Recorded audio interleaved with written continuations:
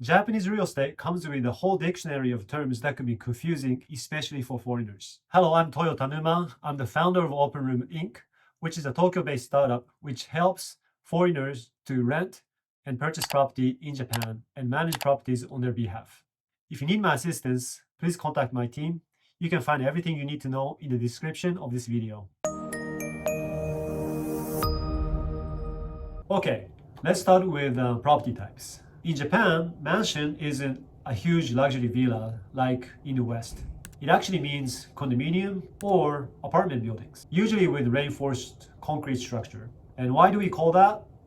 Honestly, I don't know. The next one is apato, which is an apartment. Usually refers to small, low-rise rental buildings, often made of wood or lightweight steel. They tend to be cheaper, but also noisier because they're a structurally built thing compared to condominiums. So you can hear the sounds of your neighbors sometimes. The last one is kodate. Kodate is a detached house. Think of standalone homes. These houses vary widely from traditional wooden homes to modern prefabricated structures and are often found in suburban areas or residential neighborhoods rather than city centers. In rentals, kodate properties are less common and are usually sold by families. Okay, we're moving on to property layout and measurement. First one is called madori. When you're home searching in Japan, you'll often see listings like 1LDK, 2DK, and so on. That's the madori or floor plan. L stands for living room, D for dining room, K for kitchen, and the number represents the number of bedrooms. So when you see 2LDK, that means 2 bedrooms that comes with living room, dining room, and a kitchen. Room sizes are often measured in tatami mats called 𝐏𝐫𝐸. One tatami is about 1.62 square meters, though it varies by regions. For example, in Tokyo and eastern part of Japan, they use edoma, which is about 1.54 square meters, whereas in Kansai,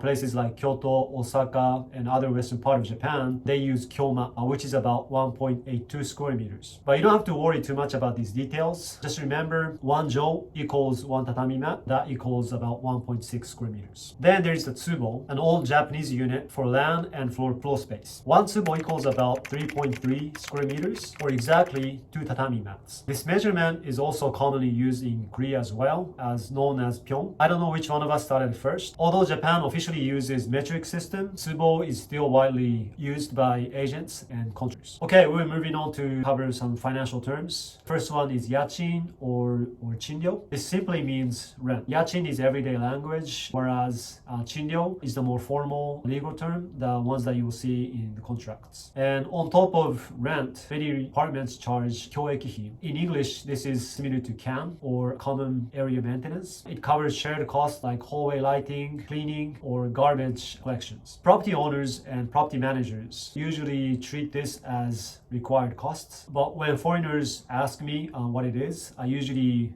explain to them secondary rent because there's just no way of breaking down where the money goes. Shikin is the security deposit. It's usually 1 to 2 months of rent to be held by landlords to cover unpaid rent, damages beyond normal wear, or cleaning fees. In theory, it's refundable, but in practice, tenants often find surprised to get back very little or nothing at all after deductions. And then there's the infamous 𝐏𝐫𝐸 or key money. This is a non-refundable payment to the landlord. 𝐏𝐫𝐸 literally means thank you gift. Historically, it was seen as gratitude for being allowed to rent property. These days, it's becoming less common in competitive markets, but it still exists. Often, landlords use 𝐏𝐾 to help cover their brokerage expense. The last one is 𝐾𝐫𝐾. In Kansai especially, you'll find this. That's the part of your deposit that's automatically non-refundable when you move out. The lease will clearly state it. For example, it'll say shikin 2 months, which is a security deposit of 2 months, 𝐾𝐫𝐾 of 1 month, non-refundable security deposit of 1 month. In other words, you'll never get that portion back.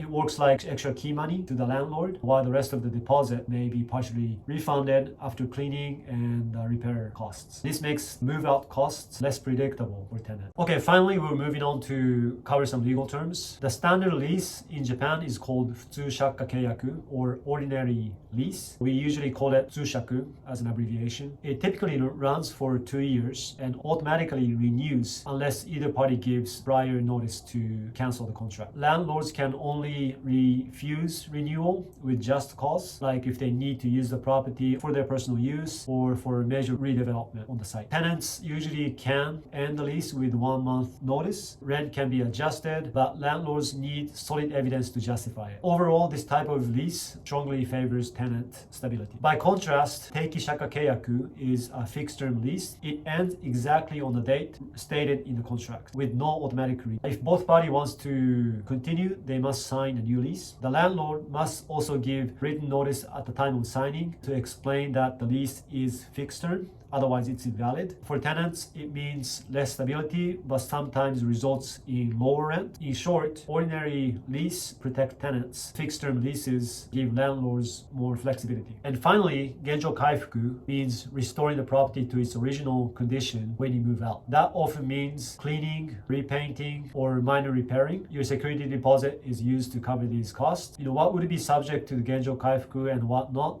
are usually stated in the lease contract. So make sure to check them before you sign them. So that's a quick tour of the essential Japanese real estate terms for renting. Some of these like 𝐏𝐸𝐻𝐭, 𝐭, and the different lease types are unique to Japan and can make a big difference when you're looking for a home in Japan. So knowing them upfront can save you from a lot of surprises. If you found this video helpful, make sure to hit like and share this video to whoever might be interested in Japan. In my next video, I'll cover confusing Japanese real estate terms for both buying and selling. So make sure to subscribe to the channel and turn on the notifications so you won't miss it. Also, if you're seeking help to look for properties in Japan, I know a great tool that can help you.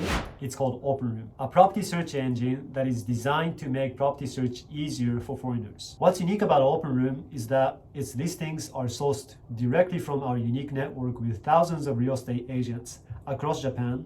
And there are properties that are not otherwise listed in public. They are fresh listings. The website is also fully English friendly with a simple, clean design tailored to non-Japanese speakers. You can access it at en.openrm.jp. That's en.openrm.jp. Otherwise, I look forward to seeing you in my next video.